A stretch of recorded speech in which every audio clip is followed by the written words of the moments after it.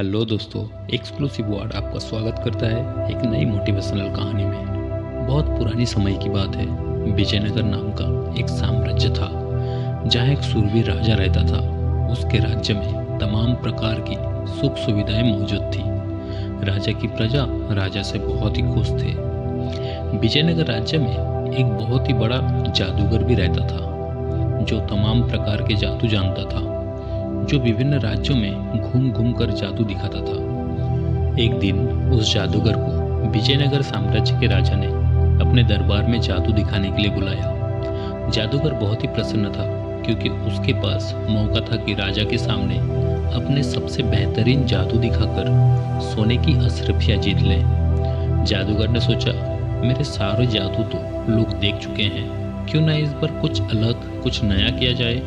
जैसे ही सोच वैसे ही काम। जादूगर ने राजा की ताज सिर से गायब कर दिया। राजा का ताज सिर से गायब होते देखकर सारे दरबारी हंसने लगे। तभी राजा को बहुत ही गुस्सा आया और उसने जादूगर को कालकोठ में बंद कर दिया और आदेश दिया कि 4 दिन के बाद इसे फांसी दे दी जाए। ये खबर जैसे ही जादूगर के घर में पता चली, उसके बच्चे और पत्नी दौड़ते हुए जादूगर से मिलने आए।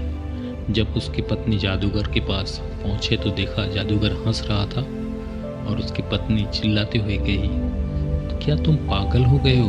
तुम्हें फांसी होने वाली है और तुम हंस रहे हो। जादूगर ने हंसते हुए कहा, चिंता क्यों करते हो प्रिय, अभी 4 दिन का समय बाकी है, तब तक मुस्कुराओ, खुश रहो, जो होगा सब ठीक ही होगा। जब 4था दिन आएगा तब देखा जाएगा। पत्नी ने कहा, तुम पागल हो गए हो, और वहां से चली गई। प्रतिदिन पत्नी आती और जादूगर को प्रतिदिन यही बोलता। जब 4था दिन आया, राजा हाथी पर सवार हुए जादूगर के पास पहुंचे तो जादूगर रोने के नाटक करने लगा। तब राजा ने आंख चढ़ाते हुए कहा, क्या हुआ? उस दिन तो ताज गायब करने चला था, आज मौत सामने आया तो रो रहा है। जादूगर ने कहा, नहीं महाराज, मैं इसलिए नहीं रो रहा हूँ कि मुझे मार दिया जाएगा, मरना तो सभी को ही है। मैं तो इसलिए रो रहा हूँ, इसलिए उदास हूँ कि मैं कई बरसों से हाथी को हवा में उड़ाने की कला सीख रहा था। वह कला मैं कुछ ही महीनों में सीखने वाला था, परंतु अब वह कला मेरे साथ ही ऊपर चला जाएगा, किसी के काम न आ सकेगा। मुझे इस बात का अफसोस हो रहा है। तब राजा के मन में लालच आ गया कि यदि मुझे ये उड़ने वाला हाथी मिल जाए तो शायद मैं हर एक युद्ध जीतकर संपूर्ण भारत में शासन स्थापित कर लूँगा। तब राजा ने जादूगर से कहा, तुम्हें 6 महीने की समय दिया जाता है। यदि तुम इस समय तक उड़ने वाला हाथी मुझे दे दोगे तो तुम्हारी प्राण छोड़ दिया जाएगा, अन्यथा तुम्हें फांसी दे दी जाएगी। जादूगर राजा की बात से सहमत हो जाता है और कालकोठरी से निकलते हुए अपने घर जाता है, जहाँ सब रो रहे होते हैं। घर पर मातम का माहौल था। जब जादूगर को उसकी पत्नी ने देखी तो बहुत सारे प्रश्न अपने मन में हुआ। तब उसने पूछने लगी कि आज तुम्हारा फांसी होने वाला था, फिर आपको राजा कैसे छोड़ दिया?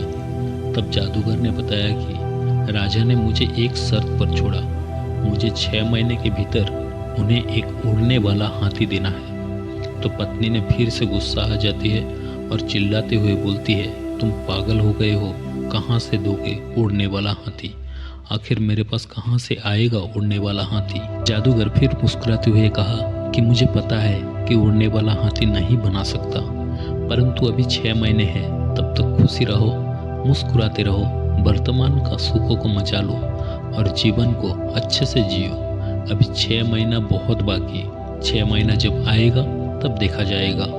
जादूगर की पत्नी प्रतिदिन उसे ताना देती और कहती, तुम पागल हो गए हो, परंतु जादूगर फिर भी मुस्कुराता और हमेशा कहता, अभी जो चल रहा है उसका आनंद लो, जो होगा अच्छा ही हो। 6 महीने पूरा होने को थे कि अचानक राजा की तबीयत खराब हो गई और राजा की मृत्यु हो गई।